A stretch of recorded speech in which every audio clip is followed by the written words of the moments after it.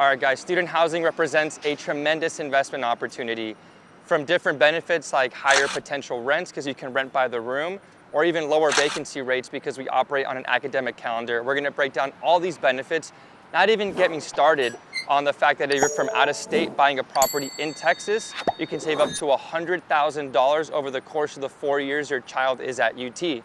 Hi, my name is Eduardo Duran, and today's video is near and dear to my heart. I'm actually an alumni of UT Austin, where I studied engineering. Here we are outside of Cockrell School of Engineering on UT's campus in the fabled West Campus neighborhood. Today we're going to talk about all the different benefits of buying and either flipping or renting out student housing as an investment vehicle. I went to UT, like I mentioned. I lived in the West Campus neighborhood for 4 years. I know this neighborhood cold. I've helped people sign over 500 leases in the neighborhood. I've represented landlords, buyers, sellers, literally every role of a transaction here in the area. We're gonna take you through a simple process of how you can get in-state tuition. And don't worry, if you live in Texas, you can still stand to benefit massively from this, from rental cash flow, as well as appreciation in the neighborhood, which is likely to grow in the coming years. We're gonna talk to you about the process of how to do this, as well as show you a affordable condo you can buy for like a studio, a medium 2 or 3 bedroom, and even a house that you can purchase. Let's get started. So if you clicked on this video, you already likely are interested in rental real estate investment. So why would you even consider student housing a cut above the rest, right? There's 5 main reasons we're gonna cover in this video. The first one is gonna be higher potential rents. Because of the fact that student housing can very easily be rented by the bedroom, it's gonna make it such that you can have much higher rents than you otherwise would be able to do with a standard unit-wide conventional lease. For instance, here at UT Austin, we have a ton of inventory that's 3, 4, 5, even 6 bedroom apartments, where instead of maybe consider the 4 bedroom, instead of being able to charge only $3,000 in rent, as if it were a house anywhere else in the city, you can break it down into 4 separate leases, each of them at $1,000 a month, effectively bringing in $4K instead of $3. Huge benefit there. Second one is gonna be lower default risk. You know, having higher rents might represent a risk where you're not gonna have tenants that can meet that payment. However, because most of these tenants are not even paying out of their own pocket, they're all going to have guarantors. And a lot of people, let's face the fact, people who come to universities, they typically come from more affluent families, and they'll have guarantors with deeper pockets guaranteeing your rent month after month. So far, number 1 is higher potential rents. Number 2 is gonna be lower default risk. Number 3 is gonna be extensive marketing period. Here in West Campus, all the different apartment complexes, condos, and houses, they all give students only about 2 to 3 months from the time they move in, so they can decide if they're gonna renew their lease or not renew the lease. Of course, when they decide to not renew the lease, that's when they're gonna go ahead and offer that unit for the next year to be available for leasing. So what does this mean exactly? This means that instead of only having a 60-day notice, as in typical rental investments, to find a new tenant, you're gonna have like 9 or 10 months. What this means that you can have extensive pre-leasing marketing, meaning that you're much less likely to have a vacancy. Which brings us to benefit number 4, which is super low vacancy rates. Because of the fact that we have benefit number 3, extensive marketing periods, you're very likely gonna have a tenant each and every year because you have such a long time to get a new tenant in place. Again, other factors come into play here, like having a realtor who knows how to lease properties in a hyper-local environment such as West Campus. With lower vacancies, that means that you can go ahead and have more profit because your pro forma is gonna look a lot sexier. Lastly, benefit number 5 is that during real estate corrections and downturns, student housing tends to be dampened and a little bit insulated, if you will, from all those different adverse effects. Because of the fact that it's treated a lot more like a commercial real estate asset that's based on the value of the property is based on the rent it brings in, you're gonna be able to lock in, if you have good rents in place, you're gonna have a much more stable valuation for your property, and it's not as emotional as buying a home or buying someone's dream house. This is much more like a commercial real estate investment where you can safeguard your capital and keep those returns coming in. We mentioned 5 of the biggest positives that come along with student housing in terms of real estate investing. However, I'm not trying to pink cloud this for y'all. There's a couple drawbacks, 3 main ones we're gonna mention here right now. The first one is that this is a very hyper-local niche. Here in Austin at UT, I would consider myself one of the leading experts in how to navigate this very unique landscape, whether it be acquiring the asset, making sure you're paying the right price, knowing the market trends, knowing what areas are more desirable than others. You know, we talk about location being a big factor in real estate. Inside of a student housing region such as West Campus, location is even more sensitive. Being one block or even one street over could be a huge detriment to the rentability of your property, because it could be next to a huge frat house that's throwing parties all the time, or it could be, you know, where a lot of the homeless population hangs out and people aren't going to feel safe in that area. There's a lot of different considerations, so you should definitely work with somebody who has hyper-local, very, very expert knowledge in that area. That's the first challenge, how hyper-local this market is. Second, finding tenants. Although there's 50,000 students at UT Austin at the time of the recording of this video in 2024, and that number is only going to go up. There's huge demand, but hiring a traditional realtor to go ahead and help you lease the property is usually not going to bode well for you, because all the students that are going to be, or all the people are going to be renting your property are very likely going to end up being students. And a lot of students don't really want to go work with Jim from Keller Williams or Michael, the 50-year-old broker from, I don't know, EXP. They're going to want to work with a hyper-local agent that's also a student. And the point is, I run a leasing company, Lease with Ease. The reason why we do so well is that all of our agents are actually students at UT Austin, which gives them hyper-local expert knowledge to help their tenants. And furthermore, whenever landlords hire us, which could be you if you buy a property and try to lease it, it's going to give extreme access in terms of us having access to the student population. And this becomes even more relevant if you're doing like a 12-person house where you need to have connections with the fraternities or with the orgs. So we talked about the first one is how specific the niche is in terms of buying these properties and knowing the locations. Second, finding the tenants can be a little tricky if you don't work with the right agents. Third is you're not going to see crazy appreciation naturally over the, life of you owning this property. Oftentimes, regular homes are going to appreciate far more than these condos or these even apartment complexes here in the area. And that's because they're treated more like commercial real estate assets. So that was also one of the pros we mentioned, right? You're not going to have huge dips. You're also not going to experience huge, you're not going to experience the valleys. You're also not going to experience the apexes of the market, just because it's a lot more steady trending up. So if you're looking for more stability, this could be a great move. If you want something that's going to appreciate a ton, I would advise investigating, buying something in Austin's east side or something that's a little more trendy. It's going to be able to have those double-digit increases in some hot years. So those are three of the main drawbacks. Right now we're on the way to go check out 3 different properties, one in the under $300,000 range, one in that $400,000 to $500,000 range, and then one huge house, 3,000 square foot mansion that's going to be north of $1 million. So stay tuned for that. All right, here we're outside of one of my listings actually. It's a 2-bedroom, 1-bath condo on the more affordable end here in the West Campus neighborhood. We're just off San Pedro Street and 28th Street. So a little bit on the north side of West Campus, but still very much student housing. It's going to be a very nice 15-unit apartment complex. Like I said, this is a 2x1. The list price on this is in the high $200,000 range, so $275,000 approximately. The rent you can expect is anywhere from about $15,000 to $2,000, $1,500 that is, depending on how you market it. Let's check it out. Here in the West Campus area, there's a ratio that's important, which measures rent to purchase price ratio. You can expect anywhere from about 0.5% to up to maybe 0.75% of the purchase price in rent. So like I said, around $300K, you can expect $1,500 to like $2,000. Walking in, here we're gonna have a little living area. There's really 3 kinds of properties in the West Campus or student housing type of market. There's gonna be high-rise apartment complexes, which unless you're a big institutional investor is a little bit out of reach. However, if you're interested in that, definitely don't hesitate to reach out to me. I have done those deals before.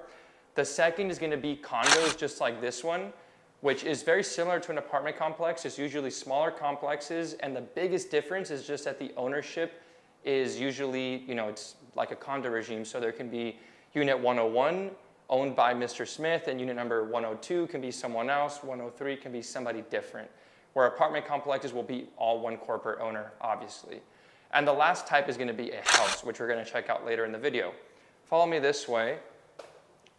This technically is not a bedroom, and I'll tell you why. In Texas, for a room to be considered a bedroom, it needs to have an operable window for egress standards, as well as a closet. This one here does not have a closet, and this is not an operable window, it's just a picture window. So this is a flex space in this apartment. Here we're gonna have the first bedroom, which as you can see is very small, but it still is, student housing is kind of like that. Showing the bathroom real quick as well. Nice tile work, nothing super fancy. Another really nice benefit of investing in student housing rentals is you don't have to spend a pretty penny to make everything super luxe. Sure, you can do that, but oftentimes, in my opinion, as a real estate professional who specializes in this kind of investment and in this neighborhood specifically, you don't want to renovate to top of market because you can never compete with these corporations that have these high-rise complexes with like pools, gyms, study lounges, rooftop access, just the whole shebang. You want to make sure that you keep your profit high, and one of the biggest things you can do to accomplish that is renovate just to a level where students are happy, everything is running smoothly. So, little nugget of information there. Here we have the secondary bedroom. Like I said, it's going to have operable window, as you can see. Can slide, and it's going to have a closet space right here with some nice built-in shelving. Following me this way, you're going to see the kitchen, which is far nicer than the rest of the apartment. It was recently renovated. Most of the stuff in West Campus that's condo owned is going to have those black plastic appliances, which of course for students might be a downgrade, but for you as a potential landlord could be very profitable. Here we have the little dining area. That about wraps up the tour of this little 1,000 square foot 2-bedroom apartment. Like I said, you can expect to pay anywhere from about $250,000 up to about $300K for something like this, and you can expect to rake in between $1,500 and $2,000 a month. Of course, this is at 2024 pricing levels, which are subject to change. Now we're here at Texan Tower Condominiums, which is on 25th and a half Street and St. Gabriel. We're gonna check out a 3-bedroom, 2-story. It actually has a really nice loft. I actually lived in this unit back in the day when I came here. Check it out. It's gonna be 3 bedrooms, 2 baths. Like I said, it has a loft. You can expect to pay around $450,000 to $550,000 for something of this caliber. It really depends on the location. Here we are. Check it out. Something like this is going to rent for that $3,000 to $3,300 range, meaning, $1,000 or $1,100 per student, which is a lot more approachable than a $3,000 rent, for some family. So this is a key example of what you can do to a condo in the area. Check it out, nice living room furniture. This here, in my opinion, is the best type of investment. It's the sweet spot. Having cheaper condos like the one we just looked at often represents a little bit more challenging process of finding a tenant because of the quality. A lot of these students, although they're students, the idea of student housing has really shifted because of all these luxury high-end developments coming along. Students are starting to want a little bit more quality even when they're looking at a lower price range, like a condominium. Check out the primary bedroom. This used to be my room back in the day. Oh man, the nostalgia. But yeah, this is a full-size, or actually a queen-size bed. It fits very easily in here. Really nice natural light, which is another thing to consider. A lot of these student housing developments don't even have windows in the room. They're looking to make that illegal right now, but man, I think that's pretty bad for this mental health of the students. But this one's got something to look for. If you're buying a rental investment here, you should definitely make sure there's a window in the room. Check it out, pretty nice finishes throughout. And check out the other room really quick. And like I said, the beauty of having a multiple room setup is that if you're buying this for, let's say your kid goes to UT, they can bring their friends with them and they can have their friends be paying off their mortgage. Also, having this price range, that rent to purchase price ratio is still very much in that 0.5 to 0.75% of the purchase price as an expected rent amount. Here we check out the nice walk-in closet. Texan Tower is one of the nicer condominium regimes, along with others like Galileo, above the Orange Market, and Piazza Navona. Next, we're gonna take you to the prime location home here in West Campus. It's gonna be way more expensive than this, but a potential great real estate investment. Let's check that out. All right, now we're standing outside of a historic mansion just 2 blocks north of UT's campus, so very much still a walkable location. This here is a 6-bedroom, 3-bathroom with 2 half baths as well. There's 3 living rooms. We're gonna check out the inside. This is the third kind of property you could purchase as an investment vehicle. Like we mentioned, you have the apartment complexes, you have the condos, and now homes like this. One of the very niche type of details about this area is that although this home is on Supra, which is these blue boxes, of course, most of the properties in the area actually are not. They're gonna be on these combo lock boxes that are like the code ones. Sometimes the code's on MLS, sometimes it's not, making it kind of difficult for you as an investor to actually be able to go out and view properties. So working with an agent that has relationships with these local brokers is gonna be absolutely key in you being able to have accurate information and actually be able to come out and see these in person. So let's check this out. Like I said, this is a very historic home. Some famous artists have actually lived here in the past.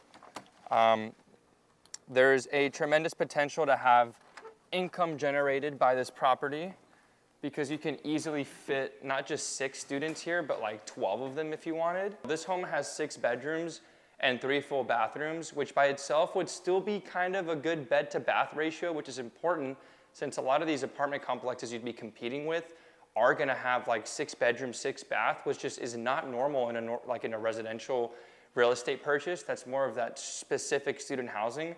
So having sufficient bathrooms is very important. That's why here having those 2 extra half baths is gonna be very nice. Again, common areas, the students like to have amenities or places to gather, so they're not just cooped up in their room all the time. There's actually 3 fireplaces in this home. As you can see, a lot of these chips and like messed up flooring would definitely not fly in a normal rental, but in student housing, the bar for the quality of the property is so much lower that this is truly an opportunity.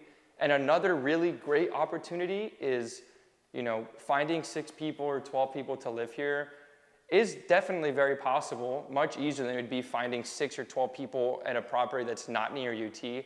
But one of the really high leverage activities you could do is partner with a fraternity or sorority, or even just an Oregon campus where they can fill up this property like that. So I've done deals where I filled houses with 7, 10, 12, 14 students, even 18 one time. So very, very nice to do that. And when you're dealing with these organizations, you can often have a multi-year lease, even further reducing your cost of having to lease this unit, pay a listing agent, all that. Check out the kitchen area. I think they're missing the dishwasher there. We have a stove over here. Check out how funky this is. But yeah, case in point, a lot of unique properties and details when you're dealing with student housing. And you can get away with a lot of weird stuff. Check out these custom stairs. This home was built in the 1940s. Has a lot of original crown molding still in place. These bedrooms as well are huge, which is why you can totally double occupy them. Like, look at this.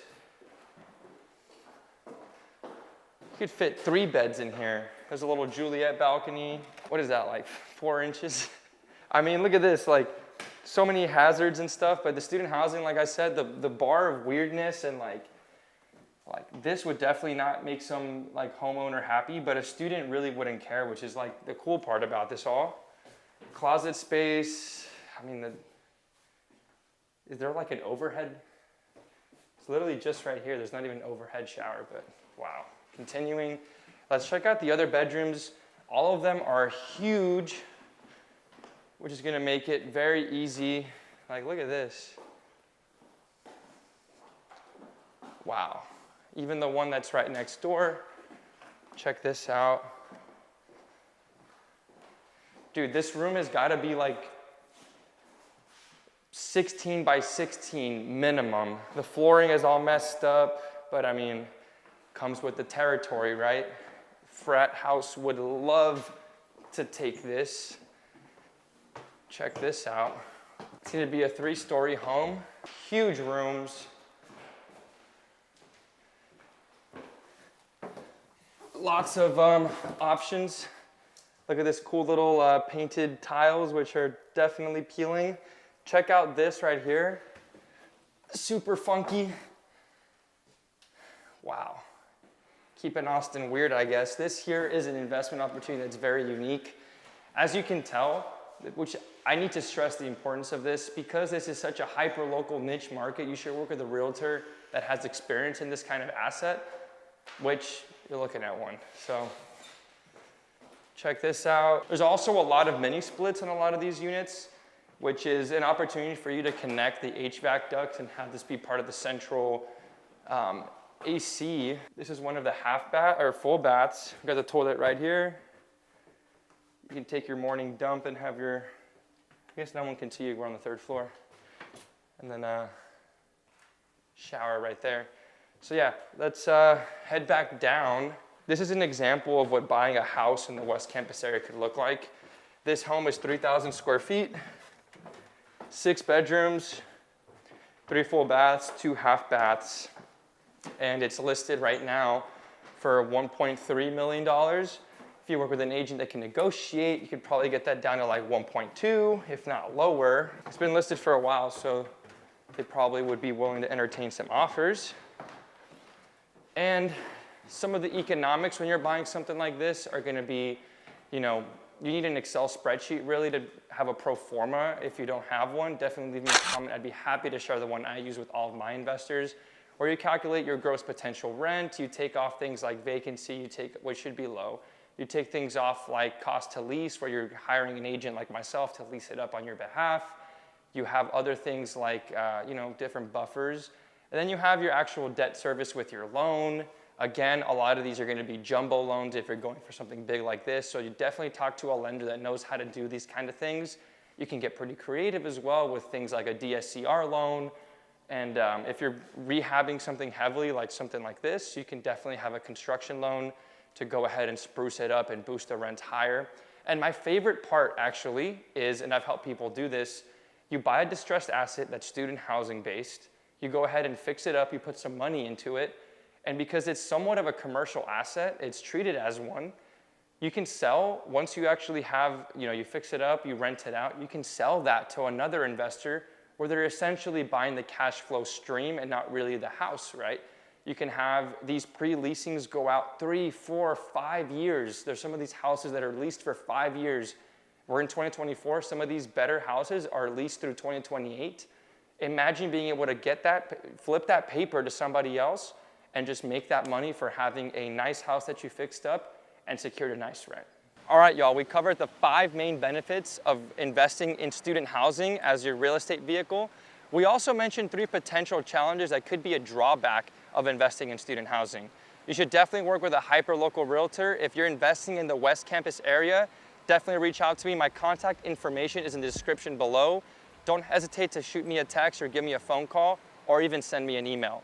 If you're an out-of-state tuition seeker looking for the in-state rate, go ahead and check out this video on my channel. It's gonna give you a full guide on how to get that done, and I'd be more than happy to have a free consultation with you. Smash that like button if you found some value in this video, send it to a friend, and definitely subscribe for more videos just like this one.